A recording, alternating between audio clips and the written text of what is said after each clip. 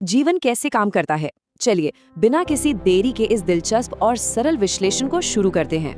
ये सोचना दिलचस्प है कि उबलते हुए गर्म झरनों जैसी खतरनाक गर्मी में भी कुछ बैक्टीरिया कैसे जिंदा रह लेते हैं। सारा राज कोशिका यानी सेल में छिपा है। यही जीवन की सबसे छोटी और बुनियादी ईंट है।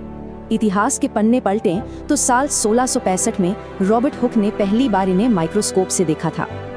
ये सफर कमाल का है, कैसे एक अकेली कोशिका से इंसान या पक्षी जैसे जटिल जीव बन जाते हैं। स्टेप बाय स्टेप समझे तो कोशिकाएं मिलकर ऊतक बनाती हैं और ऊतकों से पूरे शरीर का सिस्टम बनता है।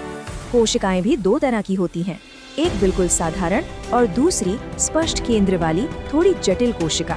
इस पूरी व्यवस्था को आसानी से समझने के लिए इसे एक बेहद व्यस्त और छोटा कारखाना मान लेते हैं।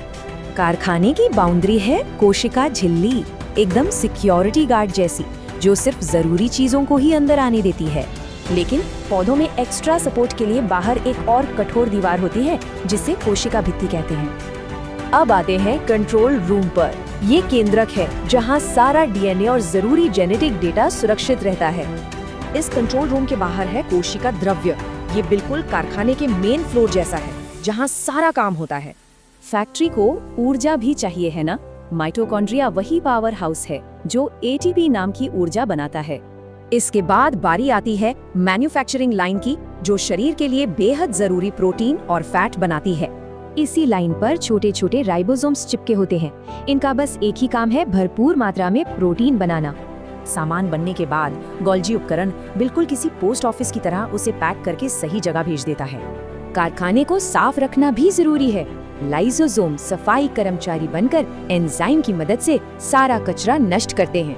पौधों में एक बड़ा सा स्टोर रूम भी होता है जहाँ वे पानी और मिनरल सुरक्षित रखते हैं।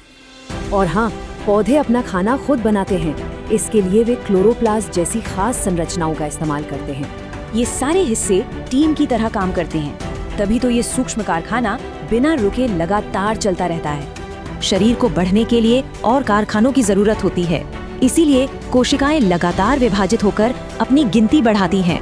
विभाजन के इस तरीके में एक कोशिका टूटकर बिल्कुल अपने जैसी दो एकदम परफेक्ट नई कोशिकाएं बना देती है। पर सोचने वाली बात है, हर पल लाखों कोशिकाएं खुद की इतनी सटीक कॉपी आखिर बना कैसे लेती हैं?